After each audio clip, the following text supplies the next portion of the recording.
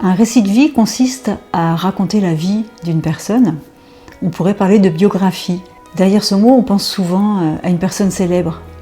Moi, ce que j'aime, c'est raconter la vie de monsieur et madame tout le monde. Les grandes étapes de sa vie, des souvenirs, des anecdotes, des moments précieux. On peut aussi réaliser un éclairage sur une tranche de sa vie. Un parcours professionnel, la fin d'une carrière sportive, un parcours de soins, une maladie, une blessure, un accident.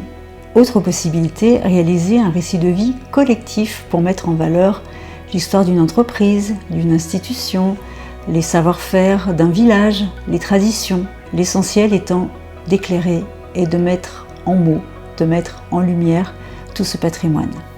Alors pourquoi faire réaliser ou offrir un récit de vie? Pour laisser une trace, tout simplement. Qui ne s'est jamais dit en écoutant les anecdotes de son grand-père ou les récits de ses parents « Ah, il faudrait que je les écrive un jour ». Et puis le temps passe. J'ai grand plaisir à être la personne qui écoute ces histoires et qui démêle pour mettre en forme tout cela. Le récit de vie devient un livret, un livre, un ouvrage que l'on peut glisser dans la table de nuit, déposer sur une étagère, faire passer aux voisins pour qu'ils découvrent eux aussi toutes les anecdotes, tous les sourires que la personne a pu partager à la recueilleuse de vie que je suis. C'est un cadeau inestimable, un objet unique. On me contacte parce que les personnes souhaitent écrire leur propre histoire, mais elles ne savent pas toujours par où commencer, et je suis là pour les guider dans la mise en œuvre. La plupart du temps, les personnes souhaitent simplement être assises tranquillement dans leur fauteuil et me faire leur récit. Une première rencontre permet de déterminer les grandes lignes de l'histoire, les chapitres.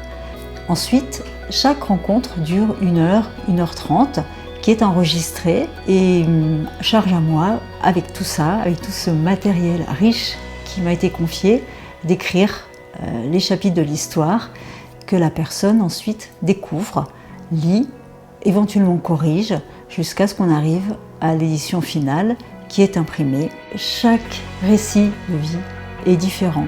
Je m'adapte aux personnes, à ce qu'elles ont envie de partager. Pour cela, je me déplace à leur domicile, où nous pouvons aussi dialoguer par visio. C'est par exemple ce que j'ai réalisé sur ce premier récit de vie où la personne était à l'autre bout de la France. Cette histoire-ci était un exercice différent puisque la personne avait déjà écrit une partie de ses textes il y a quelques années. Donc j'ai souhaité les inclure dans le récit que j'ai réalisé, et puis nous avons aussi ajouté des photos qui étaient très importantes pour elle, en format A4. On peut aussi travailler sur du format A5, c'est mon petit format doudou préféré. Et dans celui-ci, ce que j'ai aimé réaliser, c'est respecter vraiment l'identité de la personne qui, dans sa façon de réciter, utilisait beaucoup de sketch en quelque sorte. Donc j'ai vraiment gardé cet esprit du dialogue dans l'histoire et également inséré des extraits de chansons en ayant remarqué que la personne coupait toujours la musique quand j'arrivais avant nos rendez-vous. Donc j'ai souhaité garder cet esprit-là. L'idée étant que chaque récit de vie corresponde vraiment à la personne et qui elle est et que les lecteurs retrouvent cette identité lorsqu'ils découvrent les pages.